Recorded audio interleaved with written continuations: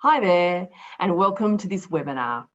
My name is Susie Hudson, and I'm the Clinical Director here at NADA. Today we're going to be talking about asking sensitive questions, some practical tips on data collection. I'd like to start by acknowledging the traditional owners of the land on which we're meeting.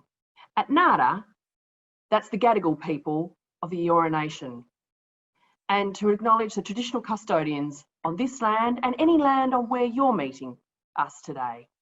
We'd like to extend this acknowledgement to all Aboriginal and Torres Strait Islander people across Australia and pay our respects to elders past, present and to future generations.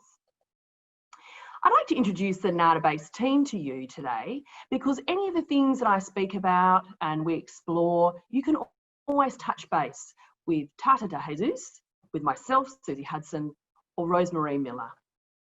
We're here to support you in your data collection, to think about the best ways that you can support your clients, and to really explore any of the issues that you might experience with NADAbase.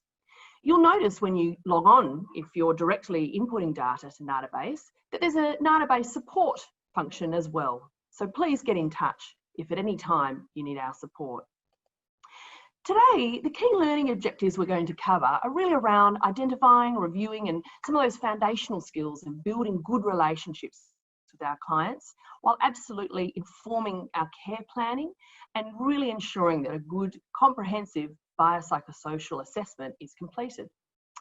You'll also be aware that we recently launched our NADA capability framework, and some of the things we'll be talking about today directly link to some of those capabilities around access and equity, around ethical, safe and responsible practice, and then also around specific treatment interventions.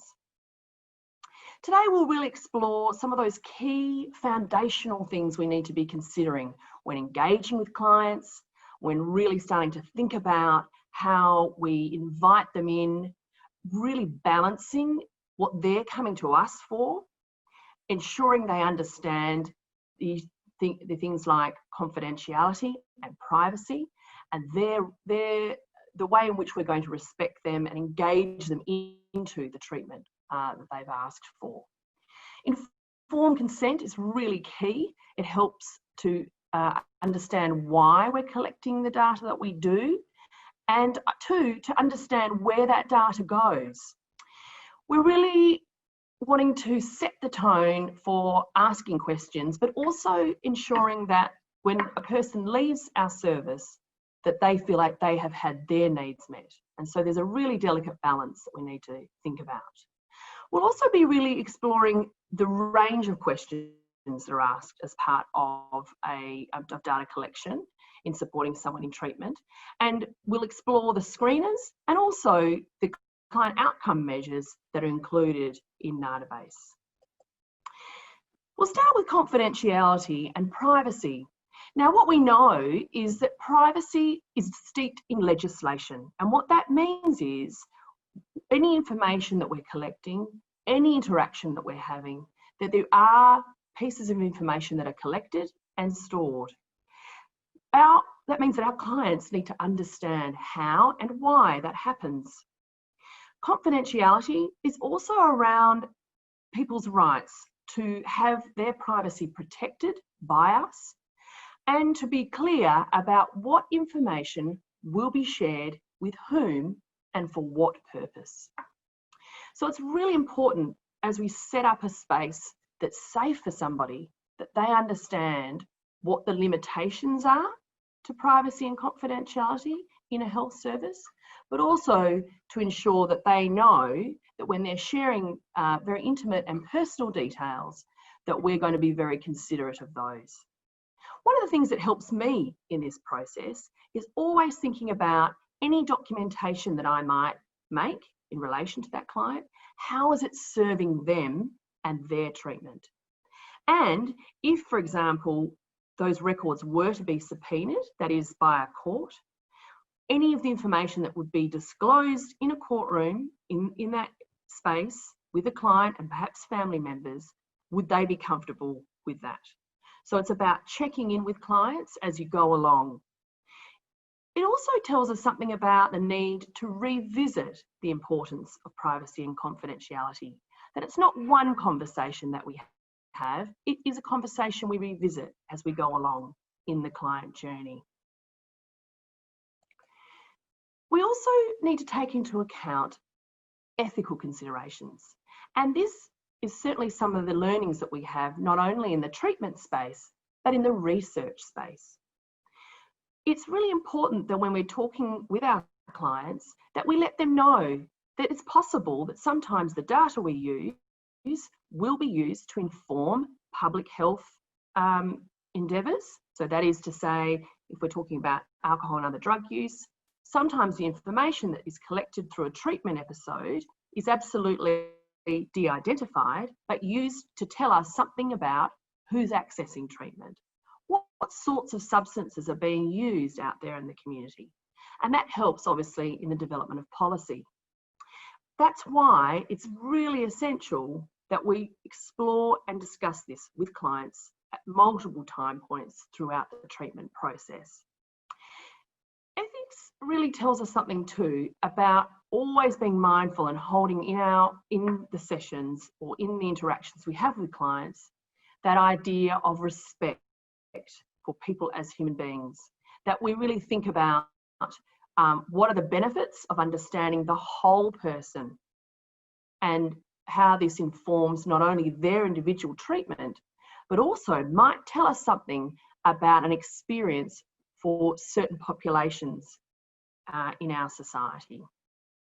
And so whilst we can sometimes feel that these questions are intrusive and very personal, they're also very important, not only in the development in that individual care plan, but also about flagging issues that we should be responding to for certain populations. So we can take a lot of lessons from published materials such as ethical conduct in human research. It really helps us to be very mindful all the time about why we ask the questions we do, how it's going to inform the treatment, where it's going to be stored, and with whom it's going to be shared and in what way. So it's useful to always be thinking, if indeed you do have the intention of using any data you're collecting in a de-identified way for the purposes of, say, understanding how your program is working, or whether the treatment is working for that individual, that they understand how that's going to be used right at the very beginning, and that's revisited. And that leads us really neatly into this idea of informed consent. It's that conversation we have with clients and that we revisit that ensures that they understand why the data is being collected, that they are clear and they have the choice about whether that information is stored and or shared. Because as we know, as we're providing the service, aggregated data that is de-identified is provided to funders and to the government. And so it's useful for us to have those conversations with our clients so they're really clear on what that means. It's also about understanding whether or not someone can provide informed consent. And in the area of alcohol and other drug provision, treatment provision, we know that sometimes clients can attend an appointment or be engaged in a conversation when they may be intoxicated. And so it's very, very important that if we're unsure as to whether someone's consent has been provided in a way that they have informed consent, that we are really able to consult with perhaps senior managers to revisit consent with a client if we were unsure whether they were providing informed consent, and that they had the option to withdraw that consent if they're not going to continue treatment with our service. Consent can be oral, it can be written, and it can be implied. But for the purposes of treatment in New South Wales, certainly if people are engaging in an episode of care, we need that to be written, and we need to ensure that they understand all the elements of that. You can find some of the resources and templates around informed consent on the NADA website if you're looking to explore that a bit further. When we're thinking about preparing to ask a question, we really need to balance that experience of the client who has taken a lot of courage to reach out. There may be external pressures about why they may need to address their alcohol and other drug use. And so we need to be really mindful of all the mixed emotions that might be happening for clients as they enter our service. So what can be useful is really attending to that first moment that people understand that they're in a safe place, that you're part of establishing that safe place. We need to balance absolutely our responsibility to gather information that's going to assist us to support that person in the way that's helpful for them, but balance that with how they're feeling and the experience that they're having. So really what that tells us is the importance of laying the foundation of the experience. So how are they feeling? Do they feel comfortable? And checking in with them, not once or twice, but multiple times throughout that experience to sense how they're going and to ensure that the questions we're asking, that there's clarity around the purpose of those questions. So one of the things we will show or will demonstrate soon in some role plays is the ways in which you can do that. But it's true to say that it's key to prime the situation by providing some information, but certainly encouraging and allowing a client to tell us how they're going, how they're feeling in this space, and what can we do to help them with that. So it's useful for you to think about what is that preamble? What are those types of things you might discuss or lay the foundations for, to let them know what's coming and the reasons why you're asking certain sensitive questions. We know that one of the key things, particularly say if we're providing outpatient or out-client services, so counselling for example, that before that person leaves us on that occasion, that we're really feeling that they are safe. So risk monitoring is a key part of rapport building, of ensuring they feel safe with us, but that they are also going to be safe when they leave us.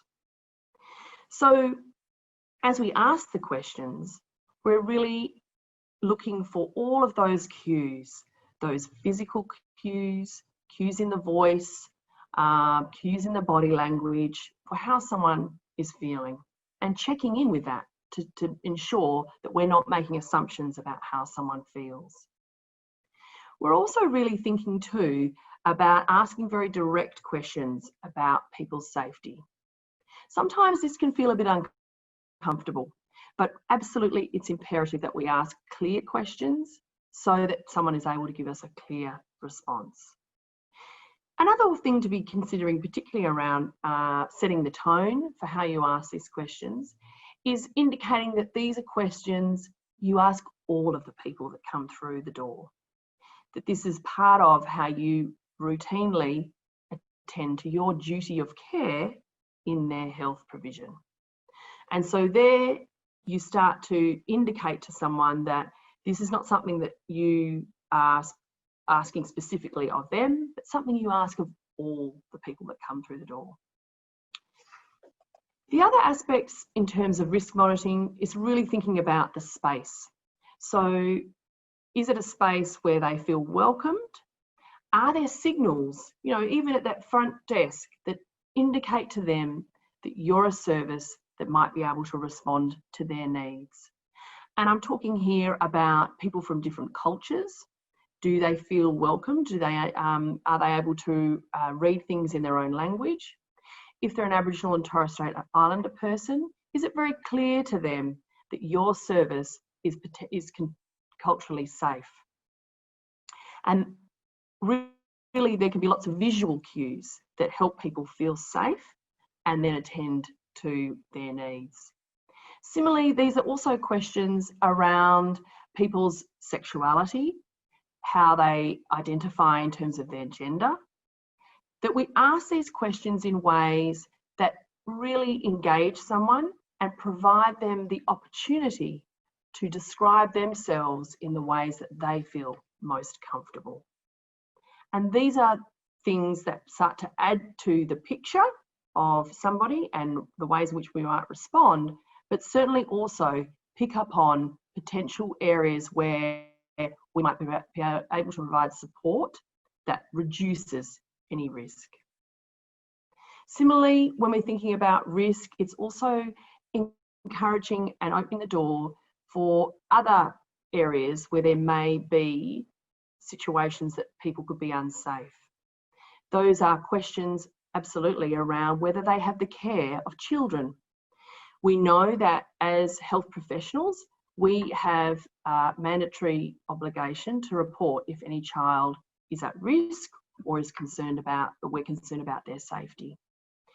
And in that way, we're being really transparent and honest about the type of support that we can provide. So asking questions about children is not only useful in terms of thinking about potential risks, it's also absolutely often the catalyst for change. People frequently access treatment because they're wanting to do something different because of their care and their love and connection with a child. And so this can be a really nice way to explore with that person one of the strengths that they're bringing to the treatment experience. We're also wanting to understand how safe they are in terms of family domestic violence. And that's where a lot of the questions we ask, and in the case of the screeners in NADAbase, we really feel it's very important that we're asking these questions in a very clear and direct manner so that we can ascertain how safe somebody is and help them to put things in place that would reduce any risk. And as we're going along, once again, we're checking in and we're ensuring that that person is understanding why we're asking the questions that we are and how it's going to inform the treatment and support that we can provide. Some of the sensitive questions that come up and are contained in NADAbase relate to the minimum data set, the drug and alcohol minimum data set, both the state and the national level, and they explore very specific themes. That data collection was really produced as part of a public health data collection. So whilst we use it for activity, it's actually there to help us understand who's accessing treatment and also who might not be, so that we can look at the reasons why and how we might alter or change the way in which we provide our service. But it also tells us something about what we could be doing and who else we might need to enlist to provide holistic care. If we don't ask the question about someone's gender or sexuality, then we don't signal to them that this is a safe place for them, that this is a service who does understand the specific needs of all people from diverse backgrounds, from diverse experiences. Asking these questions very specifically also help us to understand who else we might need to get involved to support somebody. But most importantly, the diversity that someone comes with is also their strength. We need to be able to tap into those things to really grow those, make sure that's well supported, because these are the things that will sustain change in terms of alcohol and other drug use. It's that connecting with the diversity or the different experiences that people have and growing those that can really help us to support someone and have that be sustained.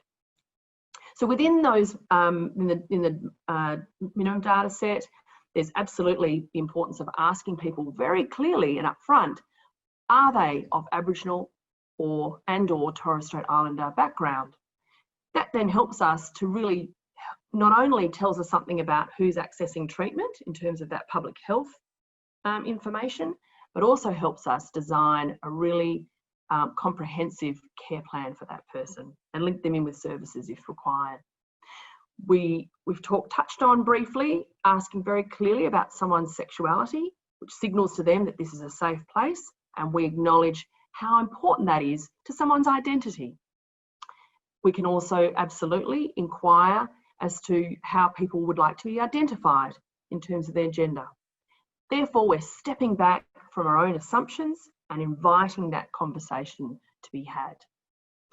In relation to injecting drug use, that's both useful from the point of view of linking people in should they need any other support for physical health issues, but absolutely indicates to people that this is a service where we're very inclusive, there's no judgment, and that we can provide additional support around harm reduction if necessary. We touched on children in care, and absolutely that's important not only from that strengths perspective, is that something that we can really grow and start to think about how we support someone, but certainly also helps us in terms of a risk assessment. Screeners, we know, and we'll spend a bit more time in a further section of a webinar that explores each of these screeners. But screeners are really those things that help us identify early on what other services might we need to get involved, and really signals to the person that we see them as a whole person, not just specifically around their substance use. It's all these other elements that we need to be taking into account. Domestic and family violence and suicide questions are those questions that really need to happen in that first contact. So as we said before, we need to balance the amount of information we're collecting, but these questions, particularly around safety, need to occur in that first session so that we can be clear that when that person leaves us, they are safe. We're going to go into more detail in a moment, specifically around some of the outcomes measures that were listed here, and some of the things and the tips specifically to each of these particular measures. But safe to say that it's important we introduce why we're asking outcome measurement questions, and that we're going to revisit them later on in the treatment to really assist someone to understand where they're going, how they're going in their treatment, and most importantly, what can we be doing as the treatment providers to support them in this journey.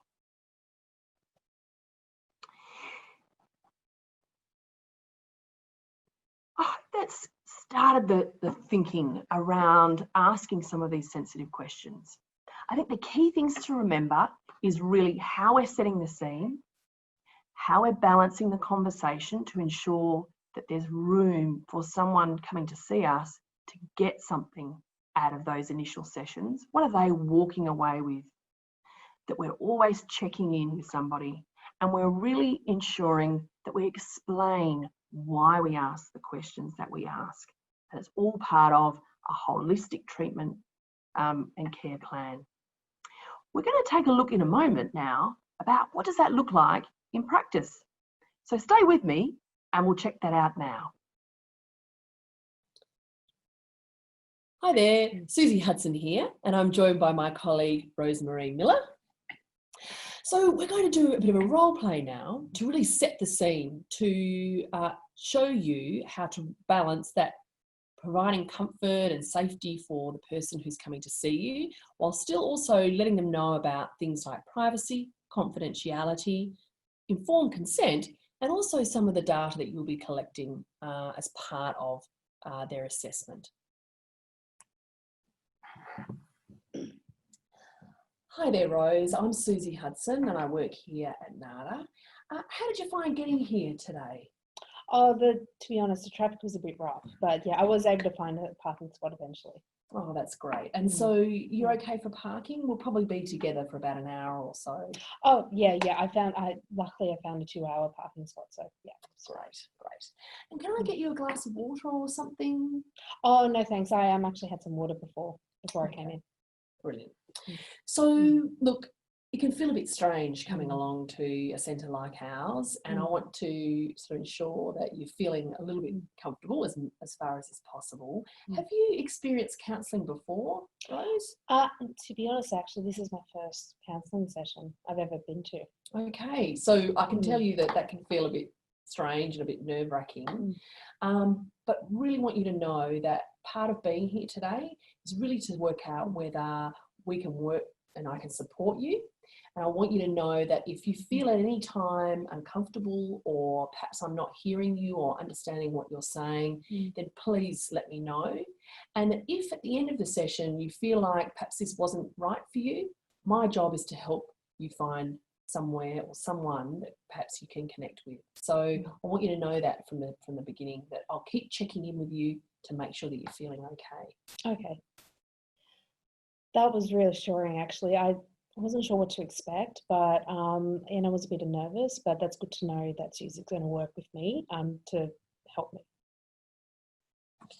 So just to get started, one of the things we talk about is confidentiality and privacy. So you can appreciate that when we're talking, I'll be gathering some information so that I can work alongside you to develop a care plan that's right for you. Okay? And so what we talk about is private, and a lot of the information that might describe, what substances you're using, pieces about your background, they are de-identified. Some of that information is de-identified. And while it will absolutely be confidential here, and will inform how we work together, I need you to understand that if there was ever a time that I was concerned that you might hurt yourself or somebody else, then that's when confidentiality would go outside of this room, just you and I talking together. But the good news about that is you'll know about that. So it will be a situation where I was concerned and I would talk with you about that. The other side of it is also that your information, some of it is provided to the government, to the health system, and that's really information that describes generally who's seeking treatment. So what are those people? Is it men or women? Is it people who identify as Aboriginal or Torres Strait Islander? These sorts of pieces of information are helpful to ensure that we're doing the right thing in terms of treatment, but that we're also being clear that it's not able to be tracked back to an individual person. Does that make sense? Yeah, it does, actually. That's really good to know. I actually didn't know that the data would be reported back to government, and I am a bit uncomfortable giving some kinds of information, personally about myself, but it's good to know Susie's going to check in with me and we're going to work together to figure out what's the best step. So what I've got here is a consent form, and what it goes through is it clearly tells you where some of the types of information is going. So a lot of that personal information about, your experiences and what you've been through, that's the sort of information that we wouldn't need to record lots of detail about. It's really more about what are the key things that are going to ensure that you're safe, that we've got a bit of a snapshot of what your needs are, and then really it tells you a little bit about where that information is going. So I'm going to provide you this consent form. Would you like me to read it through with you? Yeah, I'd really like that. Great. So I'm going to go through the consent form now, and if you have any questions as we go through, just stop me and let me know. Okay? Oh, yeah. So I don't like signing things that I don't know what they're about. So that was really reassuring of Susie to offer to go through it with me and make sure that I understand what the consent form involves. Okay, so now that we've done that consent form, Rose, perhaps you could tell me a little bit about what brings you here today. Well, it's, things have been really hard lately. So I've had a couple of people close to me raise concerns about, I tend to use ice a bit. Look, I really enjoy it, to be honest, but it seems to be making things really hard, especially for my kids. And I've had a few family members and facts have been on our backs, and it's just been and it's getting to the point where things are getting really hard, and I think I need help to be able to manage what's going on for me. Well, good on you for reaching out for that help. I know that can feel very pressurised when you have a relationship with the substance, that you get something from it, and we can explore those things. But in order to sort of ensure that I understand a little bit more about what your experience is, can you tell me how you're using methamphetamine? Are you smoking it or are you injecting it? Injecting mostly. I was using it quite a lot, nearly every day. But in the last couple of months, I have been trying to cut back. Now it's about once or twice a week. but it's still something that I'm finding it really hard to even, I want to try to get to where I'm not using it. Okay. Yeah, but yeah, it's just really hard. Sure. And balancing all those other things. You mentioned your children before and that facts are involved. Can you tell me, it'd be really helpful for me to understand what role they're playing so that we can really work together so that your children are safe and you're safe and that whatever information needs to be shared, we're really clear, you and I, about what that looks like. So perhaps you could tell me a little bit about that. So at the moment I have 2 children, a boy and a girl. Oh, that's great. Yeah, they're I love them. So like we got a contact, so I don't know who, but apparently someone contacted Fax. And so yeah, me and my partner, we've just been really heartbroken about that. But at the end of the day, Fax have actually been pretty great. Just kind of like touching base with us, and that this was part of one of the requirements that understand. And so it will be really good for us to make sure that what information is being shared, that we're all clear about what that is, because you can appreciate one of the things that we do here is we are absolutely mandatory reporters, and so if there were concerns about the care of your children, then we would have to let Fax know. But what I think we should do is see how we can involve them in a way that supports you to reach the goals that you've identified. That's really great. Oh, that was really nerve-wracking, but I feel very, I guess, safe here, because like it's been just so hard with all this stuff going on, and just it's really great to be able to just talk to someone about it. So as you can see, we've started this journey. There's a lot more to do, but we've tried really hard to balance those things, those responsibilities we have, absolutely identifying what some of the potential risks might be, but really being open, honest and transparent with the client about what our responsibilities are. We're going to go into another section now, a different role play, and look at another aspect of asking these questions. Hi there, we're going to do another role play now, and I've got my colleague here, Tata, to help me out with this one. We're going to specifically look at some of those questions that some people find a little bit challenging, and we're also going to have a look at some of the screeners as well. One of the most important things when we're talking with someone is that as we're collecting information, they're telling their story to us, we're really trying to understand what's happening for them. We're gathering bits of information as it goes. It doesn't need to be too formulaic. However, we can also make assumptions about somebody and what they're telling us. So it's important that we revisit questions, that we clarify with people so that we actually have it right, that we get it correct. And so it's important that we say to all of our clients that we ask these questions of all of our people coming through the door, and so they understand the purpose of them. And that's what we're going to do now. So Tata, we've been having a bit of a chat for a while, and how are you going? Are you okay? I'm okay. Yeah. Okay, great.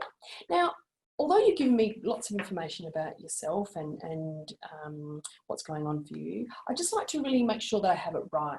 So I'm going to ask you a few questions just to follow up on some of the things that you've been saying. We ask these questions of everybody that comes through the door so that they know that we're really inclusive, that whoever you are, whatever your walk of life, you're welcome here and it's safe. Okay, so I do want to just clarify, do you identify as Aboriginal or Torres Strait Islander? No, I don't. Okay, thank you. And in terms of your country of birth, where were you born? I was born in the Philippines. Okay, great. And is English the main language that you speak at home? Yes, it is. Okay, great, thank you. In terms of how you identify in terms of your sex, would you identify as male, female, male transgender, female transgender? I'm female. Okay, thank you. And in terms of your sexuality, do you identify as being heterosexual or bisexual or homosexual, or would you rather not say? I'm heterosexual. I have a partner. I have a male partner. Yes. Right. Yeah. Okay. So yeah, you did mention your partner before, but okay, so he's a male partner. Yeah. Okay. Thanks for that. That's great. So yeah, that's great. That was really helpful that she asked me all those questions. Now she knows where I'm coming from a cultural perspective. Great. So Tata, now I'm going to ask you a few screening questions. And so those questions are ones that help us make sure that if we need other services involved that might support you in terms of your physical health or your mental health, that we can arrange that, make it part of your treatment plan, because we want to be thinking about you as a whole person. So some of the questions that we ask are around bloodborne virus exposure. Sometimes when people inject or they've been around drug using culture, they might have had an experience where there's been some blood-to-blood transmission, or they might have had a tattoo, or they've worked in the health department, in a health setting where that might have happened, and we can actually link you in with services. So there'll be a few questions around that, and you can choose to answer those or not. It's up to you. We also ask and explore some questions around family and domestic violence so that we can ensure that you're safe, and if you're not, what we can do to help you with that. And the question that I'd like to talk with you about today is specifically around suicide, because a lot of people that come to see us really feel very overwhelmed by their experiences, and we need to make sure that if there's anything that we could be doing to support them. So are you okay with me asking you some questions around how you've been feeling in your mental health, and particularly in relation to suicidal feelings? Yes, but I do have a question around confidentiality. Sure. Will my partner or will my immediate family know about what I'm talking about? So while they won't know directly what's being talked about, if we were concerned that you're going to hurt yourself or to hurt somebody else, we may need to enlist the help of others. And that may absolutely involve some of your family.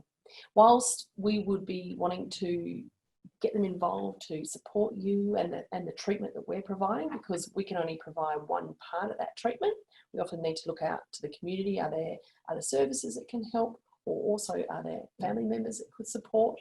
But we would be letting you know about this. So say if it was in relation to your partner, we would be talking to you about whether that was a safe thing to do or not, and you would be involved in that process. Does that help answer that question? Yes, definitely.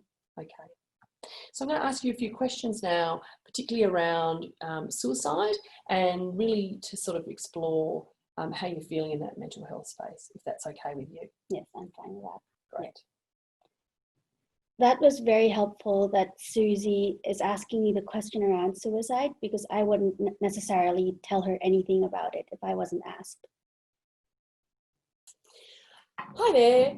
We're now going to have a little bit of an explore with the client outcome measures. So what we're going to do in this role play is help the client to understand why we're asking the questions that we are, how we're going to use that information, and that we're going to be revisiting those and really having the questions we ask inform the treatment that we're providing. I'm joined here with my colleague, Rob Sterling, and he's going to help us out with this role play. Hi there, Rob. Glad that you're still here with us. So we've gone through a few bits and pieces this morning around consent and you understanding that we're collecting a few bits of information, and I've started to get a bit of a picture. You've told me a little bit about why you're here today. What I want to do now is, what we do here at this service is that everybody that comes in, we ask them a series of questions that explores things around their substance use, their mental health, and some of their general health and well-being. And the idea behind that is to really inform the treatment that we're going to provide you here. It helps us to understand where you're at with things. And then what we will do later on is we'll ask you the same questions as I'll ask you today, a little bit further down the track in your treatment. And that helps us to understand whether what we're doing is working for you, that it's supporting you in the way that you need to be supported. And whether we need to tweak something. So maybe we need to spend more time exploring things around your mental health, for example. Does that make sense, what I'm explaining to you? It does. Do I have to answer every question? So yeah, it's helpful if you can. Sometimes the questions can feel quite confronting, and my job is to sort of revisit those with you. And if you do find them confusing, then you can absolutely pass on those. That's no problem. But what I might do is just revisit with you, or if I ask a question you don't understand, just ask me more about it, because sometimes they can be a little bit clunky or they can feel a bit unclear. Does that make sense? It does. Okay, great. So I feel that I understand now what I'm expecting out of the session and what I might expect in the future in terms of asking questions about my health and well-being. So, Rob, what we're going to start with is some questions around frequency. So, how often you use different substances. It can be a bit tricky because it asks you what you've been using in the last 4 weeks, and that can be a bit hard to remember what you did yesterday. So, what we're going to do is I've got a calendar here. And I'm just going to help you to try to remember maybe things that you were doing, like you might have been away or you might have been catching up for a friend's birthday or things like that. And we'll just go through each substance and try to understand how frequently and how much you've been using of those substances. Does that make sense? Yep. So yeah, let's have a look at this. Okay. So now we've done that one, Rob, we're now going to talk a little bit about a different scale, which is around, it's called a severity dependent scale. And it tells us a little bit about how preoccupied your life and your thoughts have been in relation to your substance use. Some of the questions might feel a bit strange because you've indicated to me that you've sort of stopped using in the last little while. But really it's very much centered around your thoughts and feelings about the substance. So some people find that even though they've stopped using, they're still very preoccupied and it's really on their mind a lot. So try to hold that, I suppose, in your mind when we're thinking. There's 5 questions in this one, and it's on what's called a scale, a Likert scale. So there's 4 points, as you can see here, and it ranges from, never or not thinking about it at all the way through to always or quite a lot. Okay, and so you just need to pick whereabouts on that scale you place yourself. It's about reflecting on the last 3 months. So you said before that you've sort of stopped for about 4 weeks or so. So try to think about over that whole sort of period of time if you possibly can. Okay. And so one of the questions asks you, how often have you felt like you wanted to stop? Well, always. Yeah. I mean, even though I haven't used in the past 4 weeks, I'm still thinking about it all the time. Yeah, right. And so can you understand that helps us to understand where you're at in terms of things and how much we need to put those supports in place? Yeah. So it did feel strange that she was asking me these questions right after I just told her that I hadn't used for 4 weeks. But now that she explained it, I understand why it's important for her to understand how I'm feeling about my drug use, even though I've stopped. How are you going, Rob? Is this okay for you? Are you okay for me to continue with some of these questions? Yeah, I'm okay. Okay.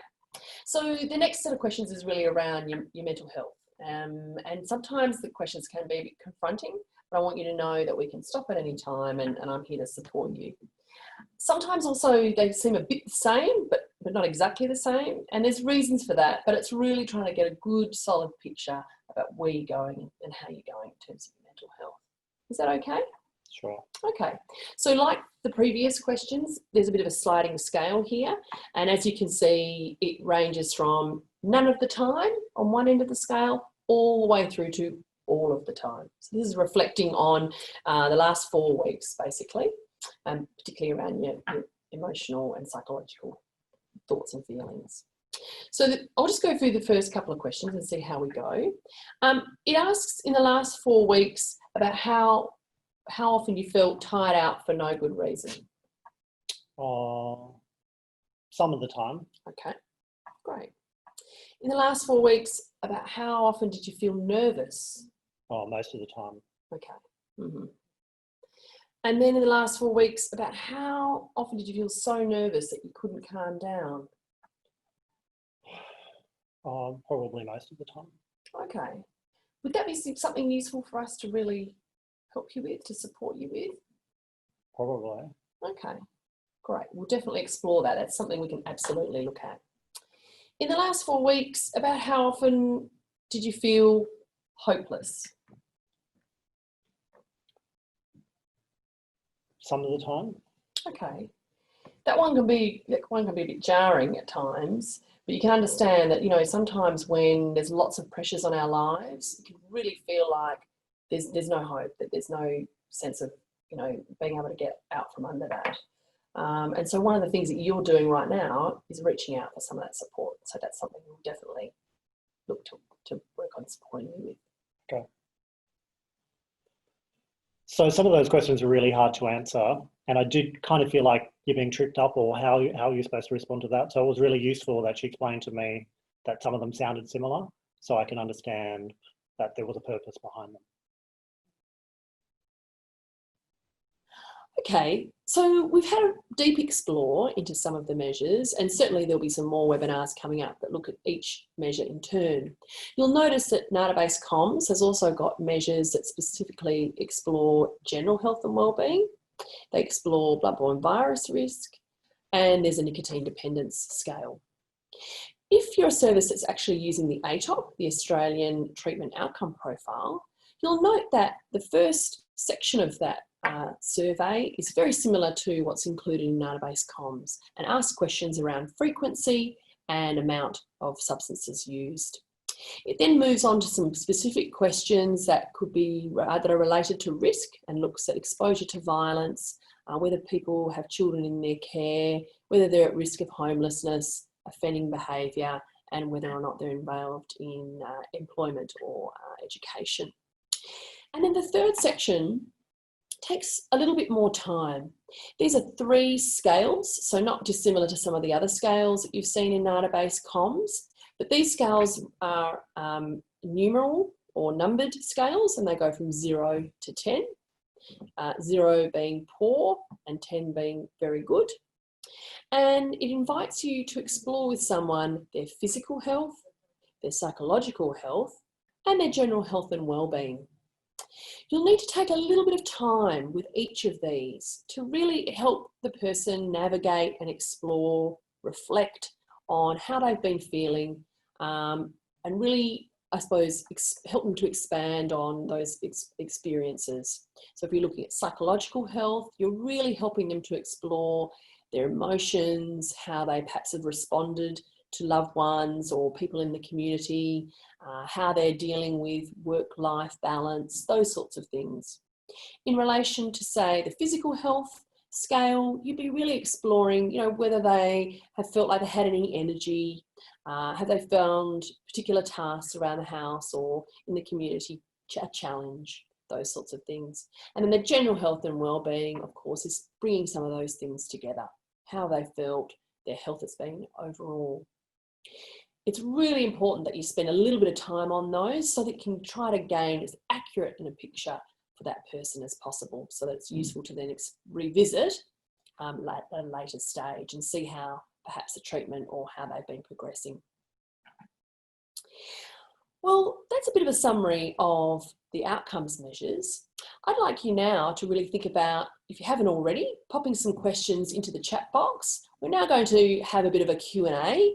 If you've got any questions about any of the measures we've been talking about, anything to do with data collection, now's your opportunity. Tata and Rose are ready, willing and able to answer your questions. So I'll hand over to them now. Thanks for joining our webinar. I hope you were able to get some good tips out of that. We invite you to ask questions in the chat box below, but we already have one question, and it's around what are the right questions to ask them in relation to sensitive questions? Okay, well, thank you for the question, Anna. I guess first, yeah, of course, how Anna phrased it is that sensitive questions in relation to addiction can be very confronting, and we really hope that this webinar has given you some tools and some ideas for how you can approach these kinds of questions. I guess with this webinar, we're really focused on how you answer how you ask the question, but we're certainly open to, in future webinars, we can expand on what kind of questions you can pick. And so I'll briefly go over, especially the questions that we've talked about in this webinar. It's really roughly 3 kinds of questions. First, you've got the minimum data set questions, which are required to be asked of every client. So you can refer to resources like New South Wales Health, the Data Dictionary, if you'd like to get more information. The second type of questions that you may be required to ask or need to ask are things that your service or people at your service, maybe your manager, have decided beforehand based on their experience with clients, with engaging in treatment with clients. those kinds of questions. So that could be a questionnaire. Maybe your service has decided they're going to be using the comms to track someone's treatment progress. So those are other kinds of questions. And of course, you've got questions where if you're engaging with a client and you notice something like, say, for instance, if you're assessing someone their risk, maybe asking them the question about if they're feeling suicidal. So, and that's really getting into the more counseling skills kind of area.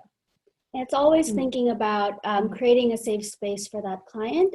It's always thinking of ways to make it comfortable for the person. So even before you ask those sensitive questions, you have to make sure that you've built that sort of that relationship of trust with your client, so that they know that they're in a safe space, that they can tell you whatever they want to tell you. And it's basically framing it in a way where they know why they're being asked these questions. And as you would have seen in the role plays, it's always the worker explaining why these questions are being asked, where that information will go, and sharing that information with the client wherever possible. So another question that we have here is, how can we make our agency setting more welcoming and comfortable? For example, asking clients if they prefer the door open or closed. Oh, that's an excellent example of one way. There's many ways you can do this, and this can really, when you're thinking about preparing to talk with a client, this can be something that's part of that. For instance, making sure that there's a private space, or if you know that there's going to be some sensitive questions coming up, making sure there's private space. Even something as simple as getting the client a glass of water, asking if they want the door open and closed is an excellent example. Even something like lighting. And Susie briefly mentioned this, but it's also looking at the client and responding to their needs. So say if unfortunately a client does seem to be intoxicated, there are other kind of things you can do to make them feel more physically comfortable, and you may need to put questions on hold while you attend to their other needs. And this also relates to another question that's being asked around asking the question around gender and sexuality, and that sometimes clients may feel uncomfortable answering that question. So in determining a safe space for somebody who does identify in that spectrum, you can have something as simple as having a safe space sticker on your office door, so that it signals to them that this is a safe space to be asking that type of question and to be discussing that with them. And also, even if they don't answer that question on the first go, it signals to the client that you are open and willing to learn more about that client in that regard of their life. And we've got another question about, is it important to ask if someone about their sexuality? And so it's more of a context thing. So for instance, if you're able to show that there's a safe space, that they're able to disclose their sexuality, that can help you link them into resources. Say, for instance, ACON is a good example where you can go onto their website. There are lots of resources available. You can help link them to, say, if they'd like to be engaged in the queer community. That's another great way. And also it could be things to consider, particularly say if someone, say someone is transgender, there could be particular things that might help them to make feel more comfortable, like pronoun use, things like that. It's just important not to always make an assumption about how someone would like to be identified. And this would link really well with how the data is being used. So at the moment, we don't have much data on LGBTQIA+ communities. And it would be very helpful if we start asking the question around gender and sexuality. It's a good way for services to collect that data to see how they can help diverse communities. It can also signal that to our funders that there might be a need for more advocacy around that space. So it just really helps the whole NGO sector as a whole. And just as an overview, so the types of data that are collected, whether it's mandatory reporting, the data that your service asks you to collect, or other types of data you collect in negotiation with your team, it could be used for evaluating, say, a particular program.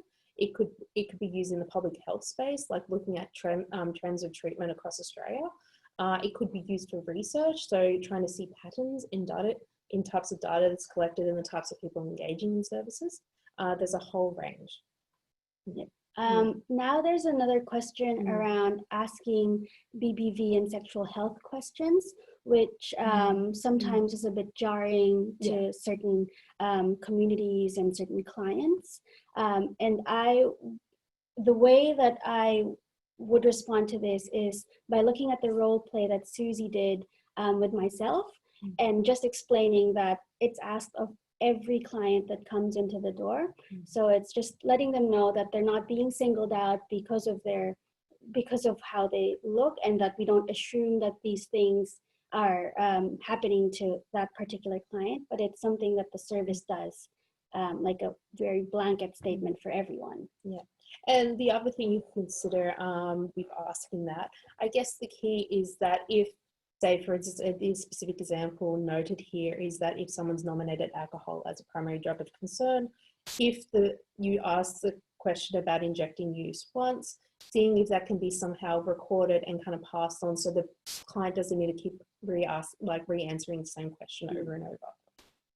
And we're certainly happy for you to contact us and to support you in that if you'd like any advice on how to do that. We've got a question about aggressive clients. So how are there aggressive clients? How can they be asked the sensitive questions? Well, that's a really good question, Anna. So I think just to tie that back to what you've been shown in the role plays with the webinar, it's really important to be responsive to how the client is acting. So clearly, like if someone is feeling quite, say if they're high emotion, or it might be better to kind of leave it for another time.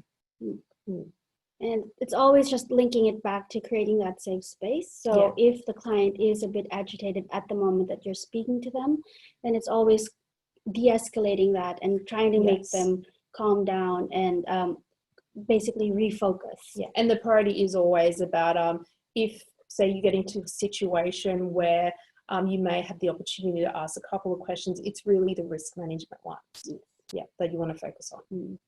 We also have another great question that says, isn't it important to inform the client that the surveys may highlight the best treatment, but that it is a negotiable conversation with the input of the client themselves? Definitely. Oh, for sure. Yes. And we're hoping that in future webinars, we're going to be able to demonstrate some more examples of how you can do that. So it's always good to let the client know that it's always a conversation, and it's always inviting the clients to ask questions about the questions that are being posed to them, because sometimes clients would be afraid to ask those questions, but creating that, again, that safe environment for them to just ask those questions off the bat, that would be the ideal setup in every counseling session. And just to, and I totally agree. Yes, you completely, while we're focusing here on engaging the client, your safety is also very important as well. So that's all the questions that we have for today. Rebecca has asked if a resource will be made available. Well, yes, we are open to suggestions and feedback about what kind of resources that you would like, and we're also got some in the works as well. So so we are very thankful that you stayed on for the question and answer portion of the webinar. If you had any other questions, you can email them to us at nadabasesupport@nada.org.au. And we welcome any type of feedback that you may have. Yes. Thank you so much for joining the webinar, and we'll see you or talk to you soon. Bye. Bye.